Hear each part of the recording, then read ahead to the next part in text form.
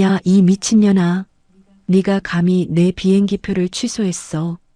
공항 안내방송이 울리는데 수화기 너머로 고함이 터졌어요.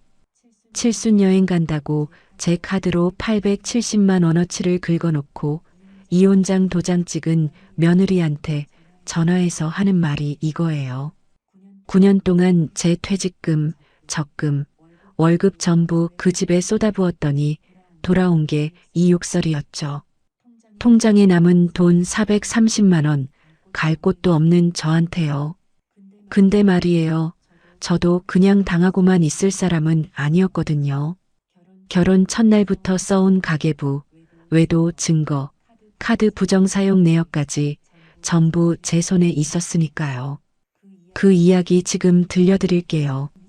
그해 겨울, 저는 드디어 이혼장에 도장을 찍었습니다. 법원 앞 계단에 서서 협의이혼 확인서가 든 봉투를 양손으로 쥐고 있었죠. 바람이 차가웠지만 손끝이 떨리는 건 추위 때문이 아니었습니다. 25에 결혼해서 만 9년 그 긴 시간이 이 종이 한 장으로 끝났습니다. 옆에 선 정훈이 코트 주머니에 손을 찔러 넣은 채 저를 내려다봤습니다. 야, 진짜 이러는 거야? 정훈이 혀를 차며 고개를 저었습니다. 마치 제가 별것 아닌 일에 생떼를 부리는 것처럼요. 저는 그 표정을 올려다보면서 생각했습니다. 아, 이 사람은 끝까지 모르는구나. 자기가 뭘 했는지, 왜 이렇게 됐는지. 3개월 전이었습니다.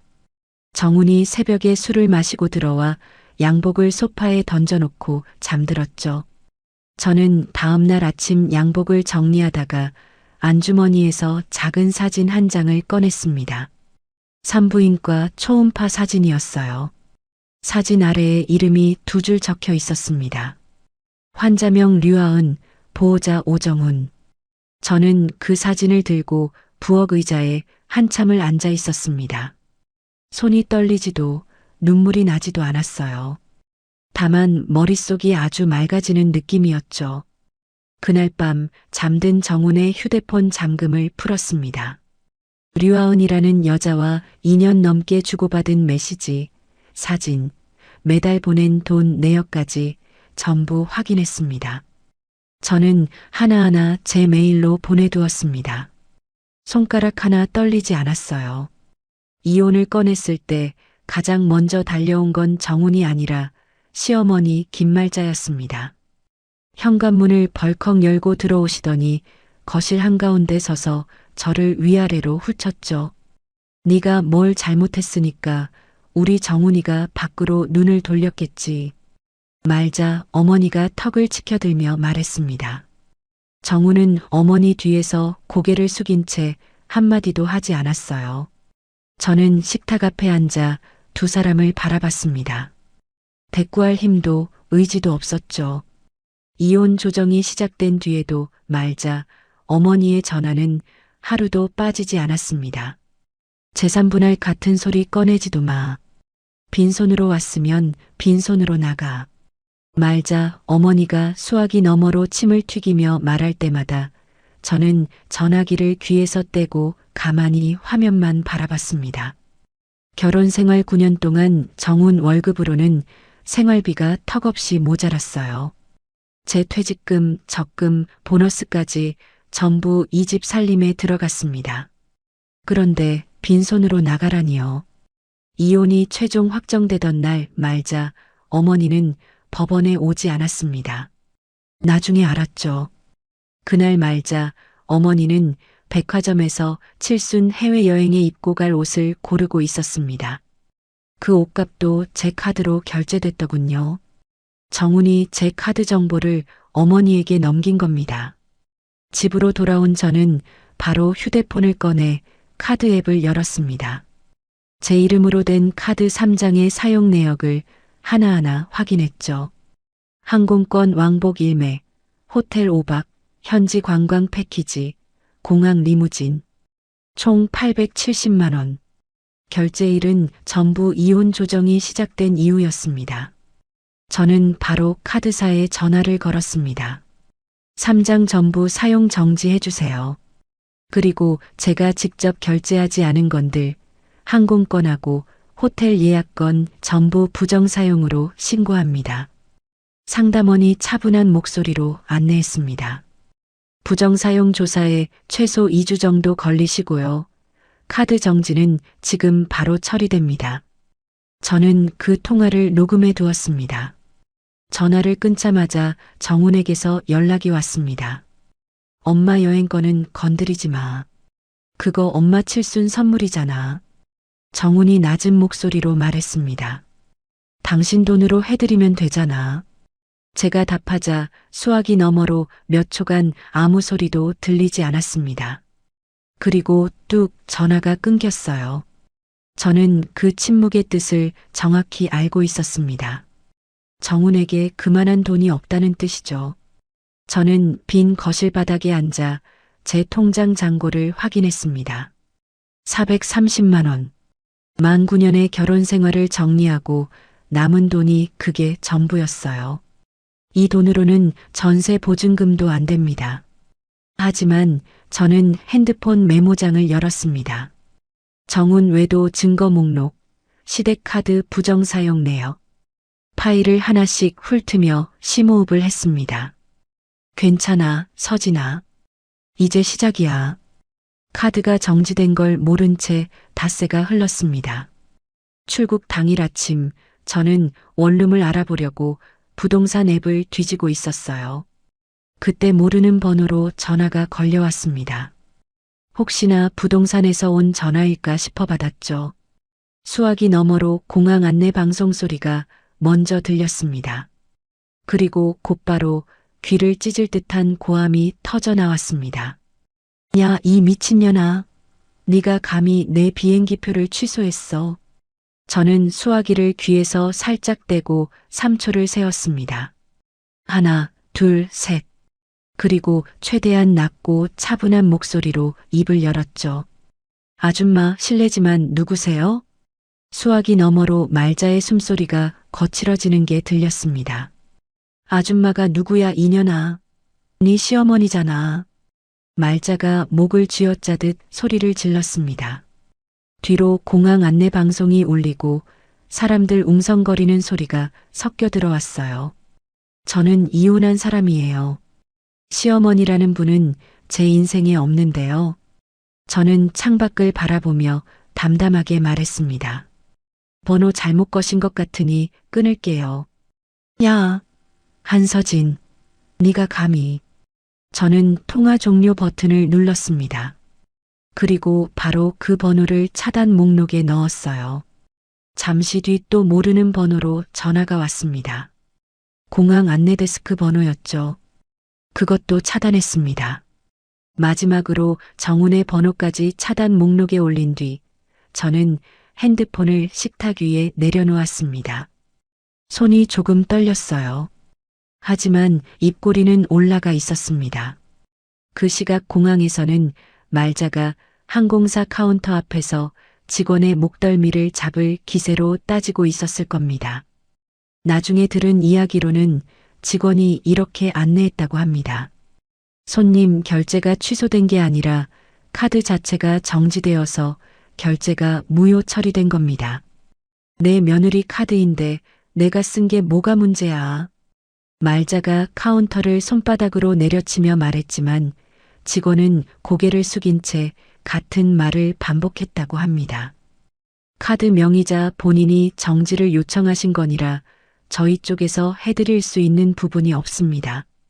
말자는 그 자리에서 정훈에게 전화를 걸었겠죠. 정훈은 제게 수십 통을 시도했지만 전부 차단되어 있었을 테고요. 결국 정훈은 제 친정 어머니에게 전화를 걸었습니다. 어머니, 서진이 좀 바꿔주십시오. 정훈이 결혼 초에 저장해둔 친정 어머니 번호로 연락한 겁니다. 그런데 어머니는 바로 그날 아침 제게서 이혼 소식을 들은 직후였어요. 사실 저는 그 전화를 하기까지 5분을 망설였습니다. 수화기를 들고 내려놓고 다시 들고 어머니가 9년 전 결혼을 반대했을 때 제가 했던 말이 떠올랐거든요. 엄마가 내 인생에 뭘 알아? 그 한마디에 어머니와의 사이가 멀어졌었죠. 결국 저는 전화를 걸었습니다. 엄마, 서진아. 어머니의 목소리가 조심스러웠습니다. 엄마, 나 이혼했어. 긴 침묵이 흘렀습니다. 저는 입술을 깨물고 어머니의 대답을 기다렸어요. 그래, 고생했다. 어머니가 그 한마디를 했을 때 저는 9년치 눈물이 한꺼번에 터졌습니다. 아무 말도 할 수가 없었어요. 수화기를 붙잡은 채 한참을 울기만 했죠. 어머니도 아무 말 없이 그냥 들어주셨습니다. 그래서 정훈이 어머니에게 전화를 걸었을 때 어머니의 목소리는 단단했습니다. 서진이는 이제 자네 아내가 아니에요. 다시는 이 번호로 전화하지 말아요. 어머니가 그렇게 말하고 전화를 끊었다는 걸 저는 나중에야 들었습니다. 그 이야기를 듣고 저는 또 한참을 울었어요. 9년 동안 혼자 버텨온 줄 알았는데 어머니는 그쪽에서 내내 기다리고 계셨던 겁니다. 다음 날 공항에서 빈손으로 돌아온 말자는 정훈의 아파트로 찾아갔습니다. 정훈아, 내 통장에서 870만 원 당장 꺼내. 다시 예약해. 말자가 소파에 앉으며 당연하다는 듯 말했습니다. 정훈은 거실에 서서 어머니를 바라봤습니다. 통장 잔고 47만 원. 그 사실을 차마 입 밖에 꺼낼 수 없었겠죠. 엄마, 서진이한테 한 번만 더 연락해 볼게. 정훈이 고개를 숙이며 말했습니다. 말자가 눈을 가늘게 뜨고 아들을 올려다봤습니다. 그년이 전화를 받아야 연락을 하지. 대체 돈이 어디로 다 샌 거야, 이 자식아. 정훈은 대답하지 못하고 부엌으로 몸을 돌렸습니다. 말자의 눈이 아들의 뒷모습을 쫓았어요. 입술을 일자로 굳힌 채 뭔가를 곱씹는 표정이었습니다. 그리고 저는 그 모든 소동을 모른 채 부동산을 돌아다니고 있었습니다. 혼자 살 원룸 하나를 구하기 위해서요. 바로 그때 길모퉁이 부동산 앞에서 낯익은 얼굴을 마주쳤습니다. 서진아? 짧은 머리에 베이지색 코트를 입은 여자가 저를 보며 걸음을 멈췄습니다. 박지수. 10년 전 같은 회사 격리부에서 나란히 앉아 일하던 동료였어요. 그날 밤 저는 원룸 계약을 마치고 텅 빈 방에 들어섰습니다. 이삿짐이라고 할 것도 없었어요. 옷가방 하나와 서류 봉투 2개가 전부였죠. 방바닥에 앉아 벽을 바라보는데 핸드폰이 진동했습니다. 차단된 번호 목록을 열어봤습니다. 정훈의 부재중 전화 37건, 말자의 문자 22건. 저는 하나씩 확인했습니다. 이년아, 너 법대로 하자 두고 봐.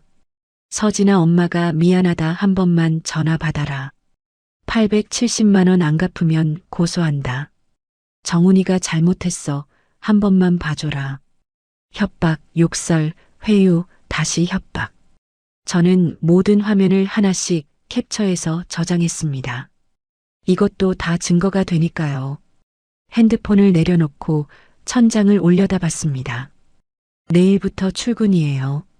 내일 아침 지수의 사무실 문을 열면 10년 만에 처음으로 제 이름으로 일하는 거예요. 이상하게도 두려움보다 가슴이 뛰었습니다. 지수는 저를 알아보자마자 부동산 앞에서 위아래를 훑쳤습니다. 야, 너 얼굴이 왜 이래?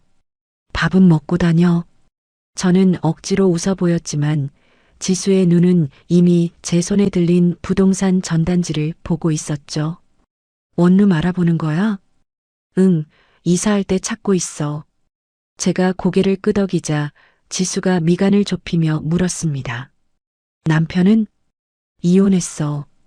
지수가 잠깐 입을 다물었다가 고개를 한번 끄덕였습니다. 위로의 말 같은 건 하지 않았어요. 대신 제 팔을 잡아 끌며 근처 카페로 들어갔죠. 커피를 시키고 지수가 먼저 입을 열었습니다. 지금 뭐 하고 있어? 일은? 아직 10년을 쉬었으니까. 제가 커피잔을 두 손으로 감싸며 말했습니다. 지수가 테이블 위에 팔꿈치를 올리고 턱을 괴었어요. 너 전산회계 자격증 아직 있지? 있긴 한데 그게 지금 무슨 소용이 있으니까 묻지. 지수가 가방에서 명함을 꺼내 테이블 위로 밀었습니다. 지수세무회계사무소 대표세무사 박지수라고 적혀 있었어요. 나 지금 사무실 운영하는데 기장 업무 도와줄 사람이 당장 필요해. 경력에 자격증까지 있는데 뭘 고민해. 저는 명함을 내려다보며 아무 말도 하지 못했습니다. 10년 만에 처음으로 누군가가 제 능력을 인정해주는 순간이었어요. 출근 첫 주 저는 10년 공백이 무색할 만큼 빠르게 적응했습니다. 거래처 장부 정리와 부가세 신고, 보조 작업에서 대기업 격리 시절 몸에 밴 실력이 그대로 나왔고, 지수는 바로 거래처 세무 상담 동행까지 맡겼죠. 하지만 시댁의 압박은 멈추지 않았습니다. 말자 어머니는 차단을 피해 공중전화, 정훈 직장 동료 번호, 동네 미용실 전화까지 동원해서 연락을 시도했어요.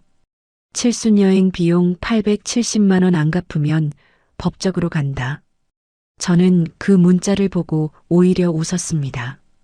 제 카드를 동의 없이 가져다 쓴 쪽이 법을 들먹이다니요. 지수가 소개해준 최도영 변호사를 찾아갔습니다. 최도영 변호사가 제가 정리해둔 서류 파일을 넘기다가 손을 멈췄습니다. 이거 다 직접 정리하신 거예요? 네. 결혼 초부터 가계부를 썼어요. 오히려 카드건으로 역고소가 가능합니다. 이 정도 자료면 사건 정리가 수월하겠어요. 최도영 변호사가 특히 주목한 건 제가 시댁에 드린 돈의 총액이었습니다. 시어머니 생활비 매달 150만 원, 시댁 경조사비. 다음 날 점심, 저는 사무실 앞 카페에 앉아 있었습니다. 맞은편에 류하은이 있었죠. 제가 상상했던 모습과 달랐습니다. 화려하거나 당당하지 않았어요. 다크서클이 짙었고 손톱을 물어뜯은 자국이 손가락마다 남아 있었습니다. 하은이 커피잔을 두 손으로 감싼 채 먼저 입을 열었습니다. 언니, 저 정훈 오빠한테 속았어요. 저는 언니라는 호칭에 입안이 씁쓸해졌지만 표정을 바꾸지 않았습니다. 그냥 커피를 한 모금 마시고 하은의 얼굴을 바라봤죠. 어떻게 속았는데? 하은이 고개를 숙이며 말했습니다. 처음부터 아내하고 별거 중이라고 했어요. 곧 이혼한다고. 임원 승진 앞두고 있어서 조금만 기다리면 같이 살 수 있다고요. 하은의 목소리가 점점 작아졌습니다. 근데 과장이었어요. 승진은커녕 회사에서 밀려나는 사람이었어요. 오피스텔 월세도 3개월째 밀렸고요. 저는 테이블 위에 팔짱을 끼고 가만히 들었습니다. 정훈이라는 사람은 어디서든 똑같은 방식으로 거짓말을 하는구나. 저한테는 월급이 적다고, 어머니한테는 효자인 척, 이 여자한테는 능력 있는 남자인 척. 가면이 3개였던 거예요. 근데 왜 나를 찾아온 거야? 제가 묻자 하은이 테이블 아래에서 손을 꼭 쥐었습니다. 한참을 망설이다가 입술을 깨물며 말했죠. 저 임신했어요. 8주요. 저는 커피잔을 내려놓았습니다. 3개월 전 정훈의 양복 주머니에서 나온 초음파 사진이 떠올랐어요. 그때는 분노가 치밀었는데 지금은 이상하게 아무것도 느껴지지 않았습니다. 정훈이한테 말했어? 했죠. 처음에는 책임지겠다고 했어요. 하은이 코를 훌쩍이며 말했습니다. 근데 이혼하고 나니까 갑자기 태도가 바뀌었어요. 지금은 시기가 안 좋으니까 정리하자고. 정리하자는 게 무슨 뜻인지 언니도 알잖아요. 저는 알았습니다. 정훈이 조용히 해결하자고 할 때가 어떤 뜻인지 9년을 살아봤으니까요. 하은이 눈물을 닦으며 저를 올려다봤습니다. 언니가 왜 나를 만나주는 거예요? 나를 미워해야 정상 아니에요?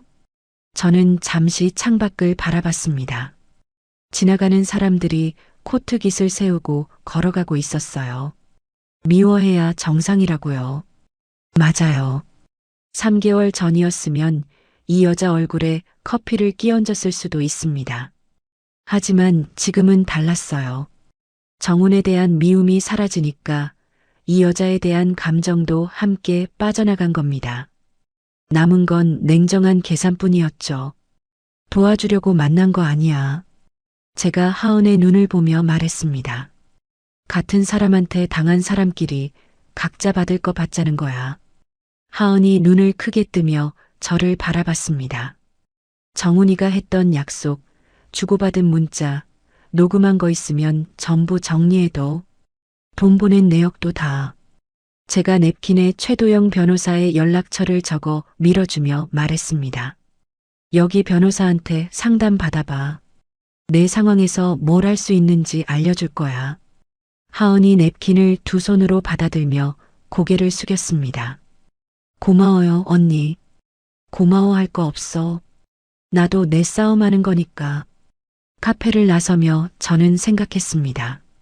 한때 분노의 대상이었던 여자에게 변호사를 소개해주고 있다니.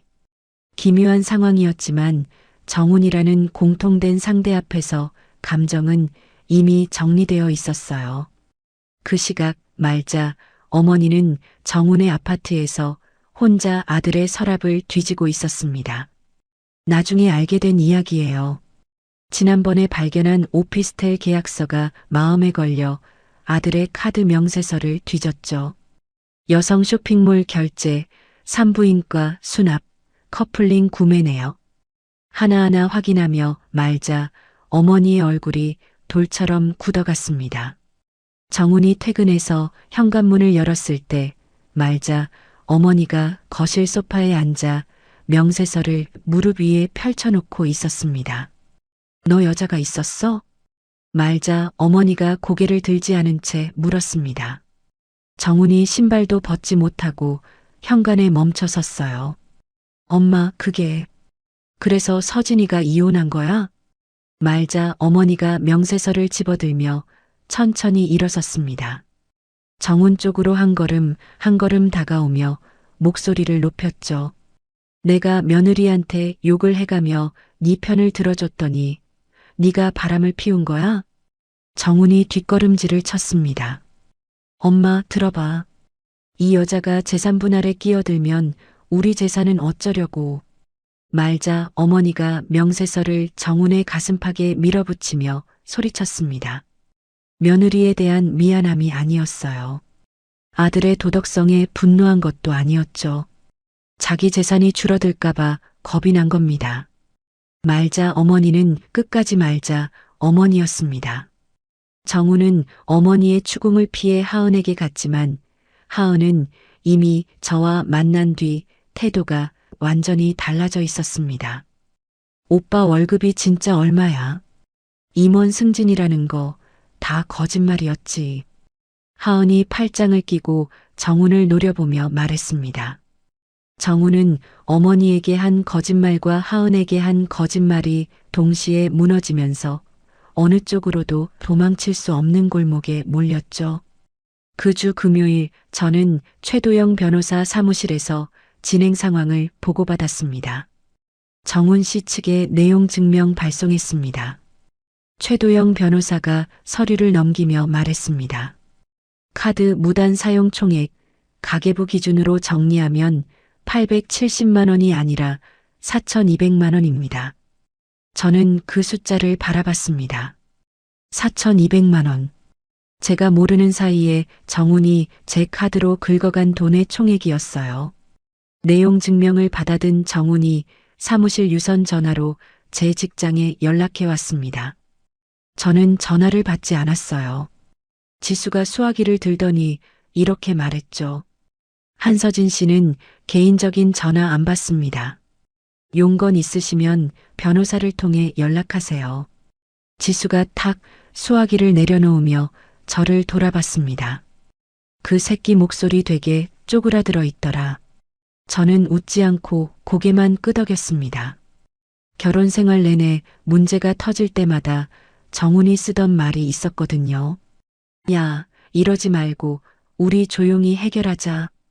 그 말의 뜻은 항상 같았습니다. 덮자는 거예요. 하지만 이번에는 덮이지 않을 겁니다. 그날 저녁 원룸으로 돌아와 컵라면에 물을 붓고 있을 때 어머니에게서 전화가 왔습니다. 서진아, 엄마가 원룸 보증금이라도 보태줄까? 어머니가 조심스럽게 말했습니다. 아니야, 엄마. 나 이번 달부터 월급 나와. 괜찮아. 진짜 괜찮아? 응, 진짜야. 전화를 끊고 컵라면을 먹으려는데 핸드폰에 알림이 떴습니다. 송금 100만 원. 메모란에 이렇게 적혀 있었어요. 우리 딸 밥 좀 사 먹어. 저는 컵라면 위로 눈물이 떨어지는 걸 느끼며 한참을 그 자리에 앉아 있었습니다. 괜찮다고 했잖아, 엄마. 근데 왜 이렇게 마음이 무너지는 건지. 한참을 울고 나서 눈물을 닦았습니다. 핸드폰 차단 목록을 열어봤어요. 정훈의 부재중 전화가 또 쌓여 있었습니다.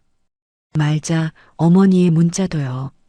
협박, 욕설, 회유, 다시 협박. 저는 모든 화면을 하나씩 캡처해서 증거 폴더에 저장했습니다. 그리고 내일을 위해 알람을 맞추고 누웠죠. 내일도 출근해야 하니까요. 내일도 할 일이 있으니까요. 그게 지금의 저를 지탱하는 전부였습니다. 다음 주 월요일 시댁에서는 예상치 못한 내전이 벌어지고 있었습니다. 나중에 정훈 측 변호사를 통해 전해 들은 이야기예요. 말자 어머니는 아들의 외도를 확인한 뒤 분노의 방향을 바꿨습니다. 하지만 그 분노의 본질은 도덕적인 게 아니었죠. 네가 바람을 피워서 이혼 사유를 만든 거면 재산 분할이랑 위자료에서 우리 쪽이 불리해진다. 말자 어머니가 식탁을 손바닥으로 내리치며 정훈에게 말했습니다. 그 여자 당장 정리해. 그리고 서진이한테 합의보자고 연락해. 재판까지 가면 내 바람 피운 거 다 드러나. 정훈이 고개를 숙인 채 고개를 끄덕였습니다. 알겠어, 엄마. 내가 해결할게. 정훈은 하은에게 이별을 통보하러 갔습니다. 하지만 하은은 이미 제 조언대로 준비가 되어 있었죠. 핸드폰 녹음 버튼을 누른 채 정훈을 맞았습니다. 나 임신했는데 정리하자고? 그게 말이야? 하은이 테이블 위에 손을 짚으며 말했습니다. 정훈이 두 손을 내저으며 목소리를 낮췄어요. 하은아, 지금 내 상황이 어떤지 알잖아. 조금만 시간을 줘. 시간? 오빠가 책임지겠다고 했잖아. 같이 살자고 했잖아. 그거 다 거짓말이었어? 하은이 일부러 정훈의 과거 발언을 하나하나 짚으며 말했습니다. 녹음기가 돌아가고 있다는 걸 정훈은 몰랐죠. 그때는 상황이 달랐어. 뭐가 달라?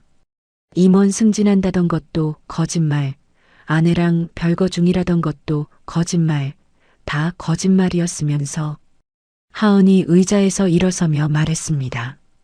나도 가만 안 있어. 오빠 회사에 다 알릴 거야. 정훈의 얼굴이 새하얘졌습니다. 하은의 핸드폰 속에는 정훈이 한 모든 약속이 녹음되어 있었어요. 같은 주 저는 세무사 사무실에서 본격적으로 실력을 발휘하기 시작했습니다. 소규모 자영업자들의 부가세 신고와 기장 업무를 도맡으면서 정확하고 빠른 처리로 거래처 사장님들의 신뢰를 얻었죠. 지수가 제 책상 옆에 서서 완성된 서류를 넘기다가 입꼬리를 올렸습니다. 야, 너 정식 직원 계약하자. 실적에 따라 인센티브도 줄게. 저는 고개를 들어 지수를 바라봤습니다. 진짜? 내가 언제 빈말한 적 있어. 내일 계약서 쓰자. 저는 처음으로 제 노동의 정당한 대가가 돌아오는 경험을 했습니다. 9년 동안 살림을 하고 시어머니 수발을 들고 시댁 경조사를 챙겨도 한 번도 들어본 적 없는 말이었거든요. 잘했다. 수고했다. 그런 말 한마디 없이 당연하다는 듯 받아먹기만 했던 사람들. 그 사이에서 저는 점점 투명해져 갔었죠. 일에 집중하는 동안 최도영 변호사에게서 연락이 왔습니다. 정훈 씨 측 변호사가 접촉해 왔습니다. 최도영 변호사가 전화기 너머로 말했습니다. 카드 부정 사용권은 인정하되 금액을 깎자. 대신 재산 분할은 현 상태로 끝내자는 제안이에요. 그걸 받아들여야 하나요? 아닙니다. 이건 시어머니 쪽 유산 문제가 건드려질까봐 서두르는 겁니다. 지금 합의하면 서진 씨가 손해예요. 최도영 변호사의 판단은 정확했습니다. 말자 어머니가 서둘러 합의를 원한다는 이유가 있었거든요. 명숙이 새로운 변호사를 선임해서 과거 유산 문제에 대한 법적 대응을 본격적으로 준비하고 있다는 정보가 말자 어머니 귀에 들어간 거예요. 제 재산분할 소송과 명숙의 소송이 동시에 터지면 말자 어머니가 위조 서류로 혼자 가져간 시댁 아파트와 상가 건물의 소유권 자체가 흔들리니까요. 저는 합의를 거부했습니다. 그리고 명숙 측 변호사와도 연락을 취해 정보를 공유하기로 했죠. 명숙을 다시 만났을 때 명숙이 제 손을 잡으며 말했습니다. 서진 씨, 그 집에서 오래 고생한 거 나는 알고 있었어요. 말자가 서진 씨한테 한 짓이 나한테 한 짓이랑 똑같더라고. 명숙이 서류를 꺼내며 말을 이었습니다. 내가 아는 거 전부 줄게요. 서진 씨 싸움에 도움이 된다면요. 명숙이 제공한 정보 중 가장 충격적인 건 시아버지 보험금 이야기였습니다. 시아버지 오창수는 사망 전에 생명보험 세계에 가입되어 있었어요. 원래 보험금을 받을 사람은 배우자 말자와 아들 정훈이었죠. 그런데 시아버지가 병원에서 의식을 잃은 상태일 때 보험금 받을 사람이 말자 어머니 혼자로 바뀌었습니다. 오빠가 눈도 못 뜨는 상태에서 서류가 처리된 거예요. 명숙이 주먹을 쥐며 말했습니다. 보험금이 총 5억이에요. 그걸 말자가 혼자 다 가져갔어요. 저는 그 이야기를 들으며 제가 알고 있던 시댁의 모습이 표면에 불과했다는 걸 깨달았습니다. 9년을 살면서도 몰랐던 거예요. 아니, 모르게 만든 거죠. 최도영 변호사에게 이 내용을 전달하자 변호사가 말했습니다. 보험건은 보험사에 사실 확인을 요청하겠습니다. 서류에 찍힌 도장이 진짜인지 변경 당시 오창수 씨의 상태가 어땠는지 확인되면 큰 무기가 됩니다. 저는 고개를 끄덕였습니다. 단순한 카드 문제가 아니라 시댁 전체의 재산 비밀을 건드리는 싸움이 되어가고 있었어요.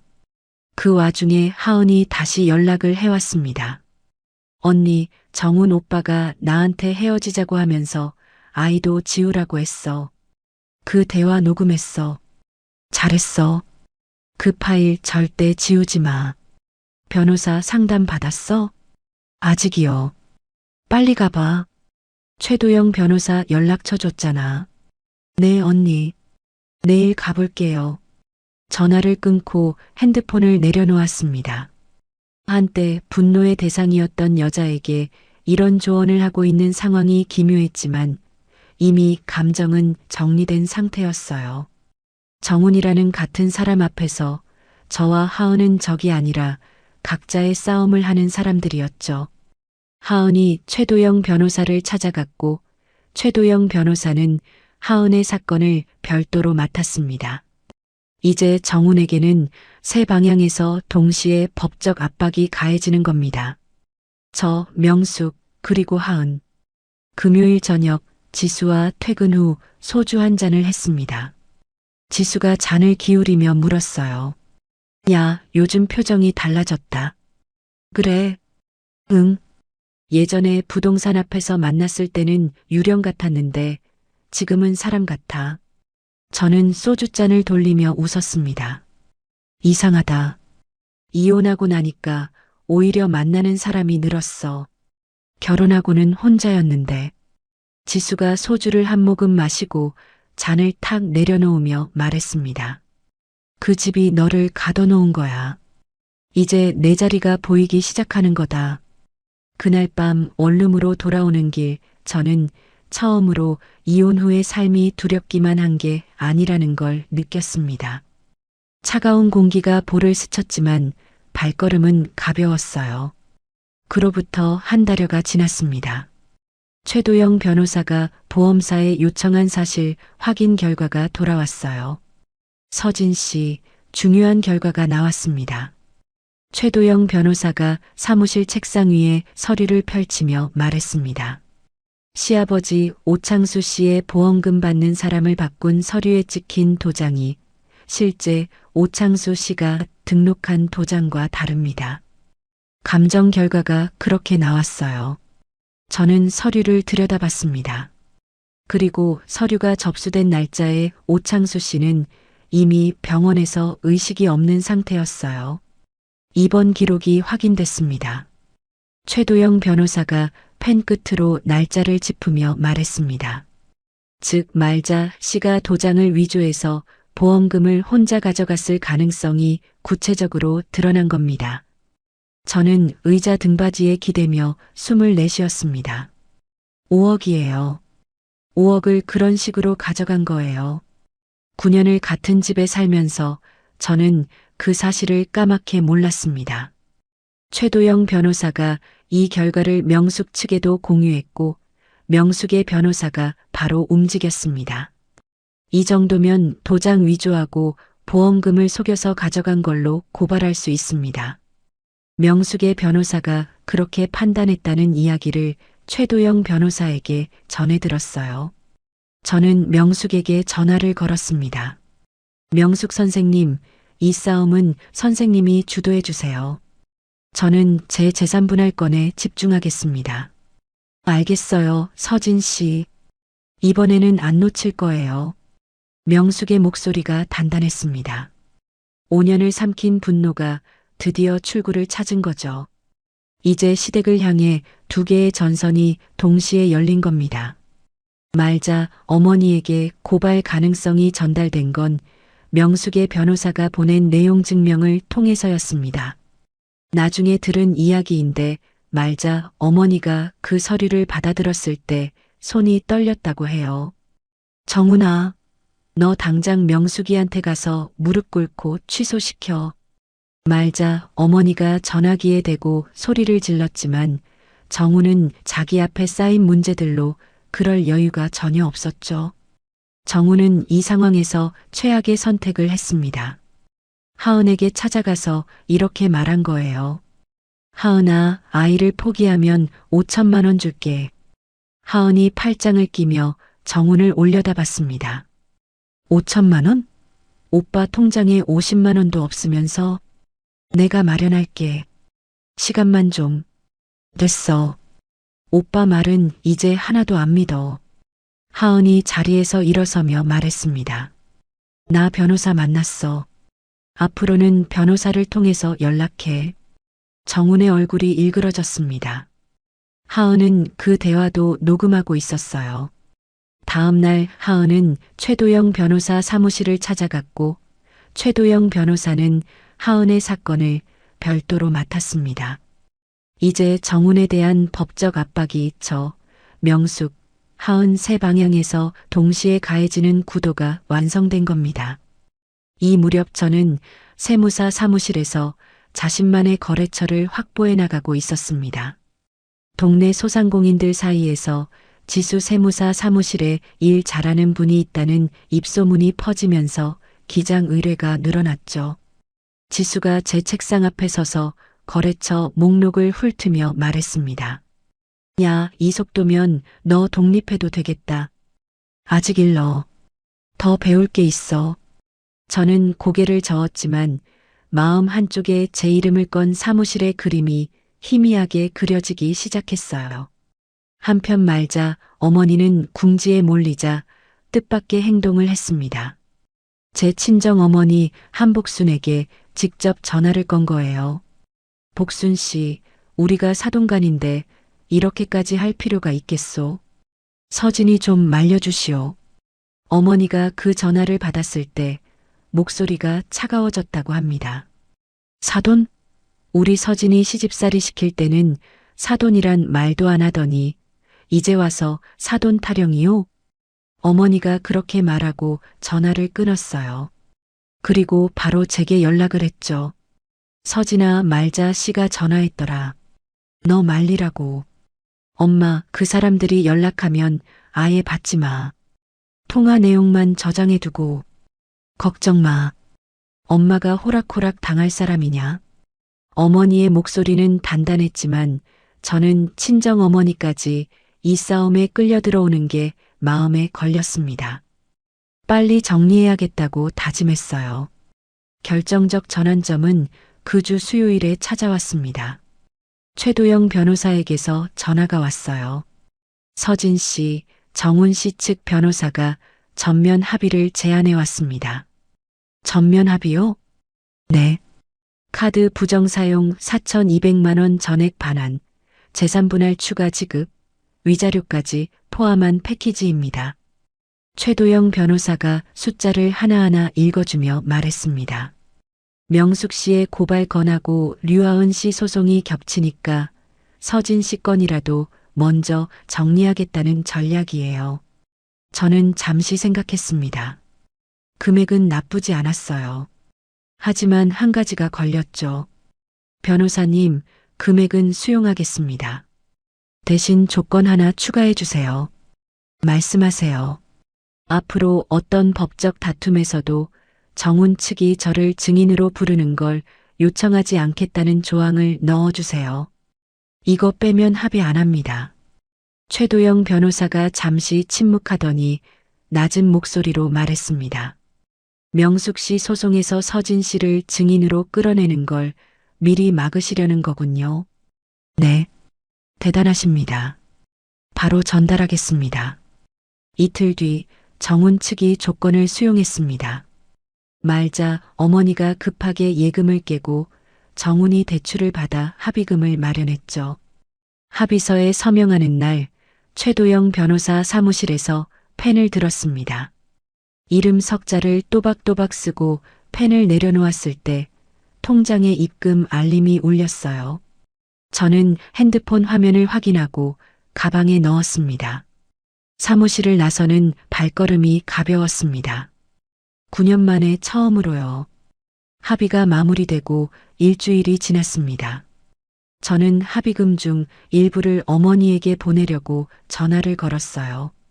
엄마, 나 돈 좀 보낼게. 그동안 고생하셨으니까. 내 돈은 네가 써. 엄마는 필요 없다. 어머니가 완강하게 거절했습니다. 제가 아는 어머니였어요. 평생 남한테 손 안 벌리고 살아온 사람. 저는 결국 다른 방법을 택했습니다. 어머니 집에 낡은 보일러를 새 것으로 바꿔드리고 건강검진을 예약했죠. 검진 받으러 가는 길에 어머니와 나란히 걸었습니다. 어머니가 앞을 보며 불쑥 말했어요. 엄마가 그때 결혼 반대한 거 아직도 서운하냐? 저는 걸음을 멈추지 않고 대답했습니다. 서운한 게 아니라 엄마 말이 맞았는데 인정하기 싫었던 거야. 어머니가 고개를 돌려 저를 봤습니다. 눈가에 주름이 깊었어요. 9년 동안 이 사람도 혼자 소가리를 했겠구나. 저는 어머니의 팔을 잡고 다시 걸었습니다. 이제 됐다. 지나간 거 가지고 뭘. 어머니가 제 손등을 톡톡 치며 말했습니다. 9년 묵은 매듭이 그렇게 풀렸어요. 거창한 말은 필요 없었습니다. 제가 가족관계를 회복하는 동안 시댁의 상황은 가속도로 악화되고 있었습니다. 명숙의 고발이 경찰에 정식으로 접수됐고 말자 어머니는 경찰서 출석 요구를 받았어요. 도장 위조와 보험금 부정 수령 혐의로 조사가 시작된 겁니다. 말자 어머니가 경찰서에서 나오며 정훈에게 전화를 걸었습니다. 이게 다 서진이 때문이야. 그년이 명숙이한테 다 풀었어. 말자 어머니가 이를 갈며 말했지만 정훈은 이미 저와의 합의 조건에 따라 제게 어떤 연락도 할 수 없는 상태였죠. 정훈의 상황도 더 나빠졌습니다. 하은이 정훈을 상대로 아이의 아버지임을 인정하라는 소송과 양육비를 내라는 소송을 동시에 걸었어요. 하은은 단호했습니다. 나을 거야. 그리고 양육비 받을 거야. 정훈은 저에게 합의금을 주려고 받은 대출 갚는 것도 벅찬데 양육비까지 감당해야 하는 상황이 된 겁니다. 회사에서도 소송 스트레스와 잦은 결근, 업무 실적 저하가 쌓이면서 인사위원회에 올라갔어요. 결국 정훈은 결과를 기다리지 않고 스스로 사직서를 냈습니다. 더 버틸 체면이 없었던 거죠. 퇴직금으로 하은과 양육비 합의를 시도했지만 하은은 매달 받는 게 아니라 한 번에 받겠다고 했습니다. 퇴직금마저 빠져나갔어요. 정훈은 결국 말자 어머니의 아파트로 들어가 함께 살면서 배달 일을 시작했습니다. 저와 결혼했을 때 내가 임원까지 갈 사람이라며 큰 소리 치던 그 사람이요. 말자 어머니의 재산 기반도 흔들렸습니다. 명숙 측 변호사가 말자 어머니 이름으로 된 상가 건물을 팔거나 바꾸지 못하게 하는 법적 조치를 법원에 냈고 법원이 이걸 받아들이면서 상가의 거래가 전부 막혔어요. 월세 수입이 끊겼습니다. 아파트도 명숙과의 소유권 다툼 대상에 올라 처분이 불가능해졌죠. 정훈에게 매달 받던 용돈도 정훈의 실직으로 완전히 끊겼고요. 한때 며느리 하나 내쫓고도 호화롭게 살겠다며 칠순 여행을 떠나려 했던 말자 어머니. 그 여행이 자기 몰락의 시작이었다는 걸 뒤늦게 깨달았을 겁니다. 이 무렵 제게 새로운 기회가 찾아왔습니다. 지수가 거래처 중 한 곳인 프랜차이즈 업체의 세무자문 업무를 저와 공동으로 따내자고 제안한 거예요. 너 이 제안서 같이 써볼래? 업체 대표한테 직접 발표하는 거야. 지수가 서류를 제 책상 위에 놓으며 말했습니다.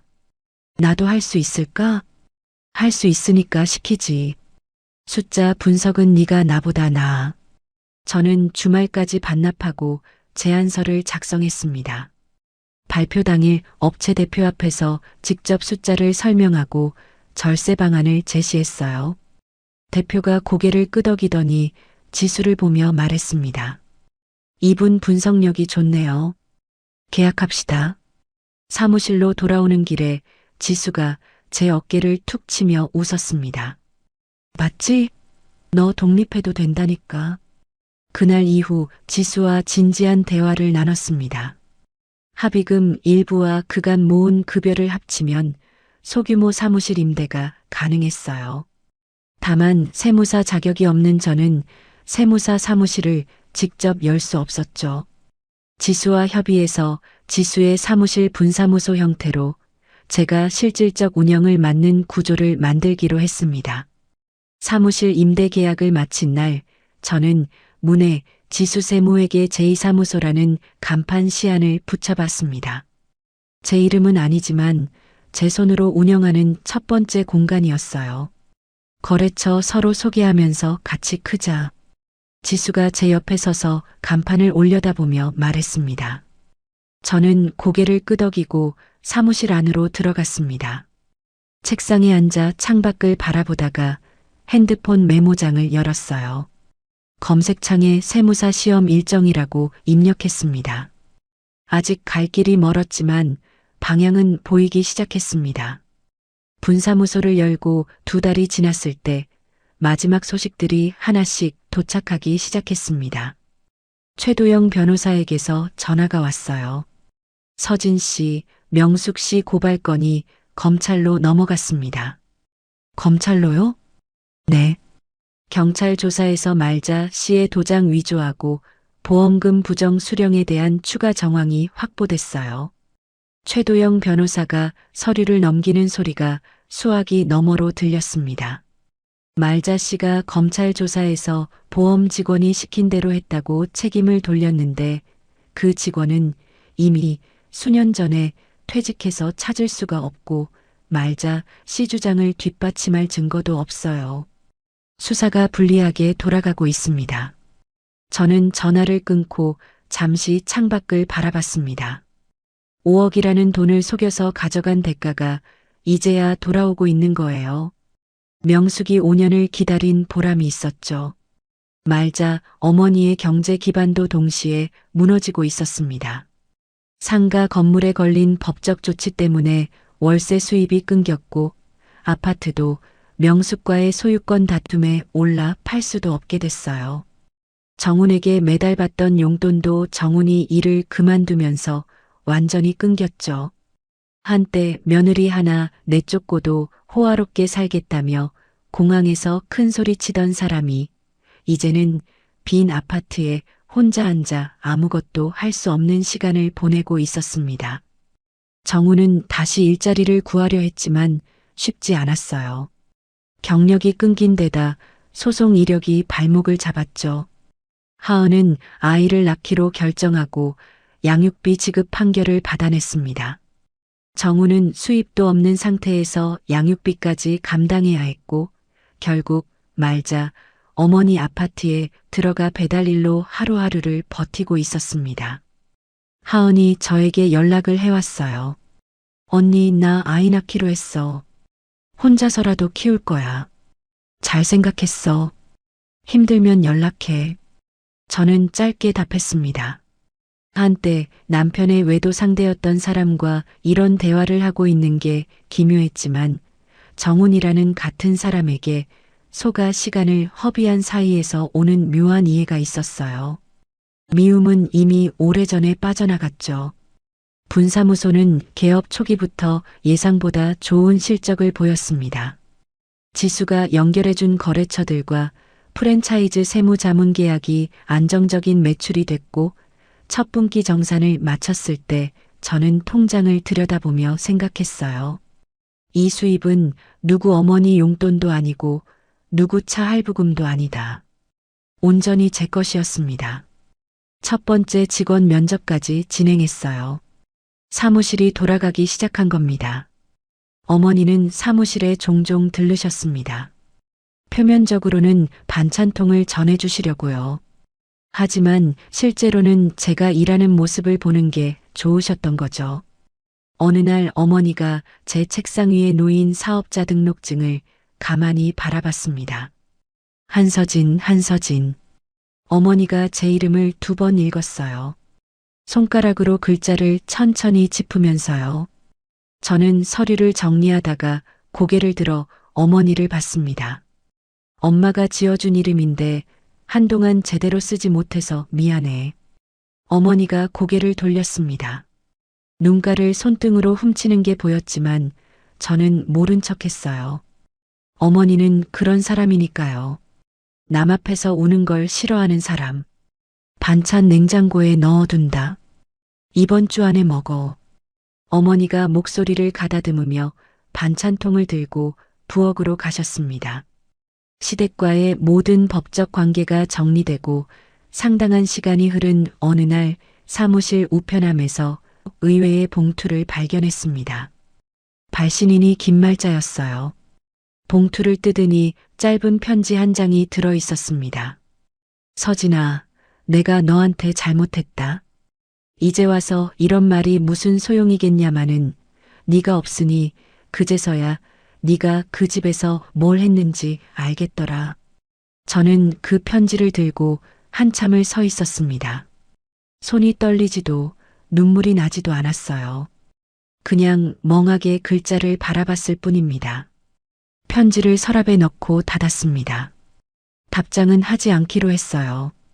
저녁에 어머니에게 이 이야기를 했습니다. 엄마 말자 어머니한테 편지가 왔어. 잘못했다고. 어머니가 설거지를 하다가 손을 멈췄습니다. 용서하라는 말 안 할게. 그건 네가 결정할 일이니까. 다만 그 사람 때문에 내 마음이 더 상하지는 않았으면 좋겠다. 안 상해, 엄마. 제가 식탁에 턱을 괴며 말했습니다. 그냥 좀 허무하다. 그 사과가 9년 전에 왔으면 달라졌을까 싶기도 하고 아닌 것 같기도 하고. 어머니가 행주에 손을 닦으며 저를 돌아봤지만 아무 말도 하지 않았어요. 그게 어머니의 방식이었죠. 필요 이상으로 말하지 않는 것. 저는 그게 편했습니다. 이것이 제가 시댁에 대해 마지막으로 품은 감정이었어요. 이후 말자 어머니를 떠올리는 일은 점점 줄어갔습니다. 분사무소 운영이 반년을 넘기면서 저는 세무사 시험 준비를 본격적으로 시작했습니다.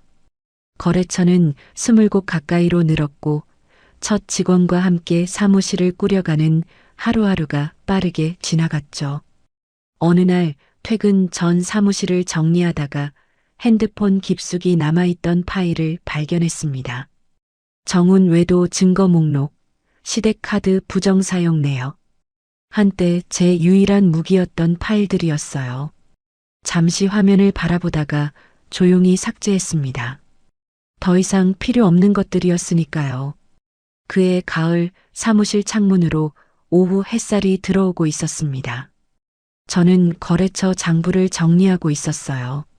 책상 위 핸드폰이 울렸습니다. 화면에 엄마라고 떠 있었죠. 응, 엄마.